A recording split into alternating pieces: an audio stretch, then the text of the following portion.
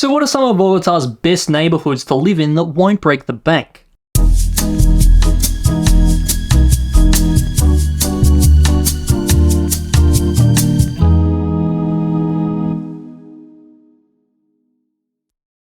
Hi all, I'm Israel and you're watching my travel channel where I talk all things Colombia. Last week I did a video about some of Bogotá's best yet lesser known tourist attractions, and today I thought I'd do a follow-up to that, only this time talking about some of Bogotá's best neighbourhoods to live in. Specifically, I wanted to talk about neighbourhoods that are middle of the road in terms of cost of living, but have a lot going for them and offer great value for money. I've noticed that a lot of the neighbourhoods you hear about in Colombia expat videos and websites tend to be the top of the line, most expensive areas.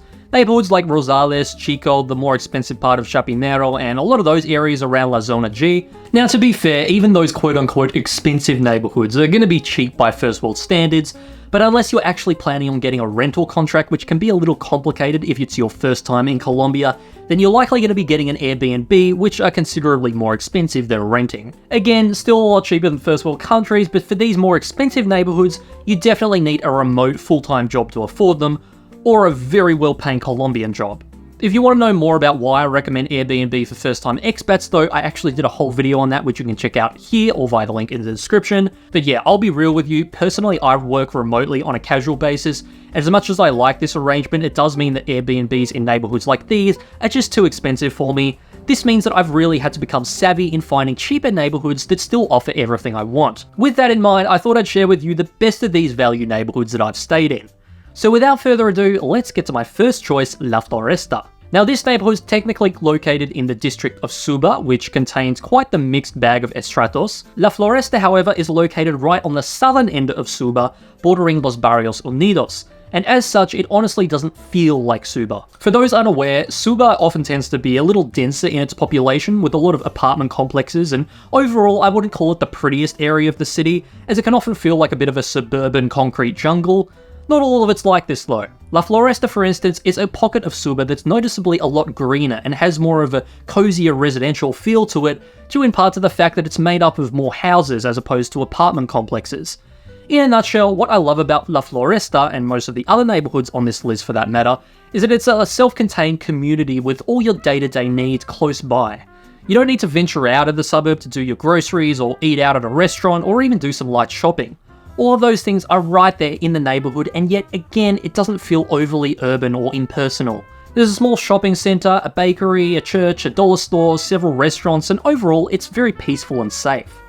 If you did want to go out to a larger mall, you can also do this fairly easily, as you'll have the Metropolis Plus Mall only 5 minutes drive away, along with a larger Unicentro Mall about 10 minutes away. Because La Floresta is fairly small, it doesn't take long to get back out into built-up urban areas, so if you want to explore the city a bit, you can do this without having to drive or even walk for too long. For my next pick though, let's talk about Salitre. This neighbourhood's right on the edge of the district of Fontibon, just on the border of Teusaquillo. For some context, Fontibon could be described similarly to Suba in that it's largely its own city within a city that's full of apartment complexes, and also like Suba, it can be a real mixed bag. Salitre, though, I would say is one of the nicer neighbourhoods in the district. It's fairly safe, and I found there also to be a pleasant community vibe here. It's hard to explain, but really most of Fontibon feels very closed off from the rest of the city, as it's predominantly a residential district rather than a business district, so it's a bit more homey and less overwhelming. One of the reasons I pick Salitre in particular though is that I think it has a great balance between suburbia and commercialism. Specifically, there's a decent sized mall here, the Centro Comercial Salitre Plaza, which unless you're looking for something very specialist should cater to most of your needs. It's got a bunch of restaurants, an Éxito market, a whole bunch of clothing stores, a cinema, and really everything you'd expect to find in a large shopping centre.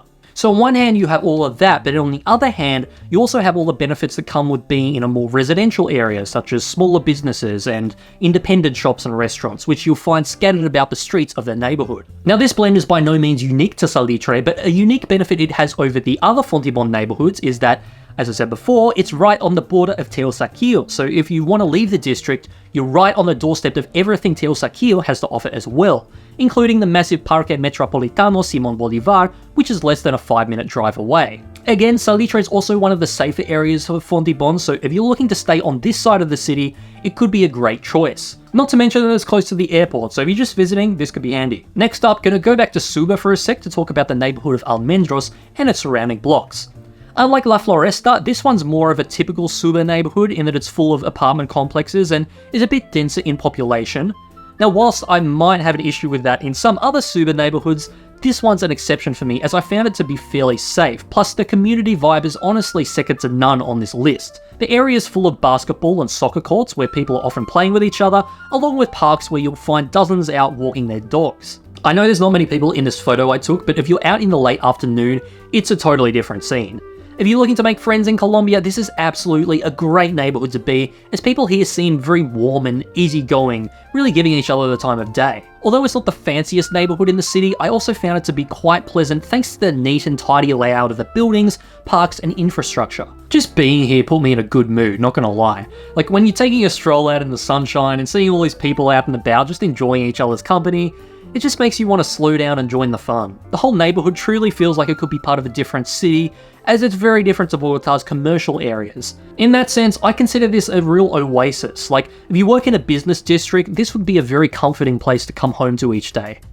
I should also point out that there is quite a decent sized shopping mall in this area that should cater to most of your needs, so if you work remotely, you really could just settle down in the neighbourhood and not have to leave too often. If I were to give any downsides to Almendros, I'd say that the interiors of a lot of the apartments can feel a bit dated, but if you do decide to rent instead of getting an Airbnb, then you may be able to furnish it to make it a little more modern, which would help. Moving on though, my next pick is this area of Teusaquillo on the other side of the highway to the Movistar Arena, right on the border of Los Barrios Unidos. This neighbourhood's known as Nuevo Campín. This might feel like a pretty random choice, but I actually stayed in a hotel right near here and I'd often visit a laundromat in this neighbourhood. Although I don't think staying on the highway is particularly relaxing, it's amazing how quickly the vibe changes as soon as you go down one of these residential streets. Suddenly everything's a lot calmer, not to mention a lot greener. There are several mini parks scattered between the blocks, and you also have larger parks like Parque de los Novios right on the border, which is also technically part of the enormous Parque Metropolitano, about 10 to 20 minutes walk away. Of all the neighbourhoods on my list, this one would have to be the quietest, as there's very little traffic and usually not a whole lot of people out and about either. As I said, there is a highway on one end, but I never found there to be much noise pollution from that seeping into the area. Despite the lack of people, I have found it to be a very safe area though. In terms of shops and restaurants, admittedly there's not a lot beyond a few small markets, stores and cafes, although you will find an Éxitos supermarket about 10 to 20 minutes walk away over in the neighbouring suburb, Paula 6. I'd also say that if you're only visiting Bogotá, Nuevo Campín is in a convenient area of the city as you're roughly halfway between La Zona G to the north and La Candelaria to the south, which are two of the most popular areas of the city for tourists. La Zona G is like the boutique shopping district, and then La Candelaria is where a lot of the historic tourist attractions are, and from Nuevo Campín, both are about a 10-minute drive away. The main downside about this neighbourhood, I'd say though, is there aren't a lot of options for accommodation. Don't get me wrong, there are plenty of apartments in the area, but in terms of available apartments, they can be a bit trickier to come by here than in other neighbourhoods I mentioned, since it is a smaller area. I've never seen an Airbnb here, so if you're just visiting, you may need to stay in a hotel, and if you're wanting to live here, you'll just have to keep an eye out for lease availabilities, which are usually advertised in the windows of apartments. For my fifth pick though, I wanted to choose somewhere very different to everything else on this list, and that is the Centro Internacional, or the International Centre, further south in the district of Santa Fe. This is an area I'd recommend for people who actually want to be immersed in a more urban and commercial environment. This is like the city's major business centre and probably where you'll find the most skyscrapers of anywhere in the city.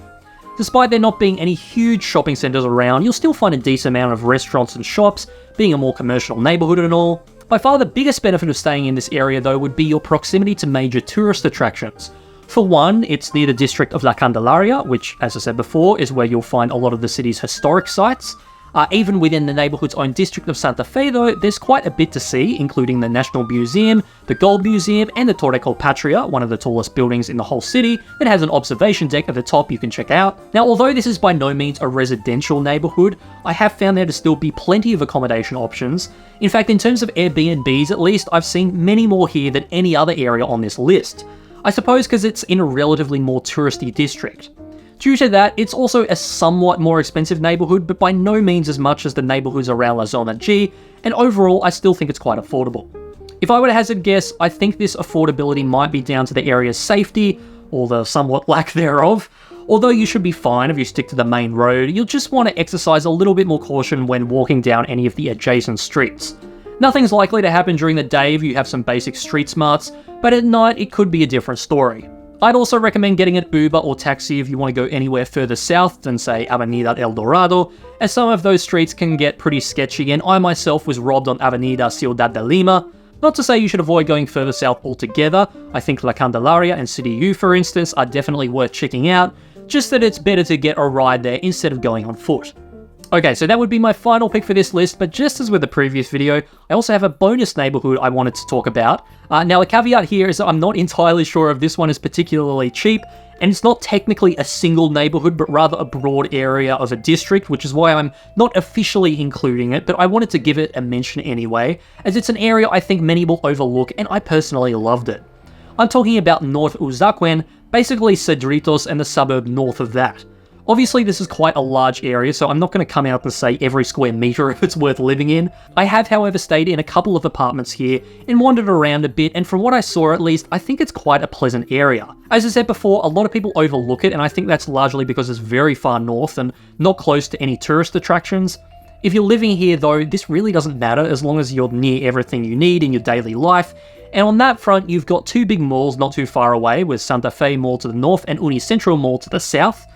There are also a bunch of smaller malls scattered throughout the area, as in general, it's a mix of commercial and residential neighborhoods. But why do I recommend this area?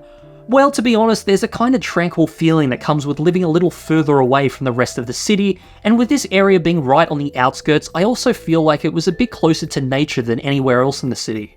It's not like it's less urban or anything like that, just to say I was more aware of the surrounding Andean geology. Maybe this was just a psychological thing, but I also felt as though it was a little cooler up this end, or maybe windier. I don't know, I just felt a little more among the elements here, which I kind of liked. Now again, can't speak entirely to the price here. The two apartments I stayed in here were on the somewhat more expensive side, but since this is such a wide area I'm covering, you'll probably be able to find something cheaper somewhere. Even the places where I stayed though were still a fair bit cheaper than the neighborhoods around Zona G, so this is by no means the priciest area of the city. But anyway, I'll leave it with that. Thanks for watching all this way. I hope I was able to help in some way, but if you have any questions, let me know in the comments and I'll do my best to get back to you. You can also leave a suggestion for a future video topic if you like, and I'll definitely consider it. Otherwise, feel free to like, subscribe, bell, and I'll see you in the next one. Ciao!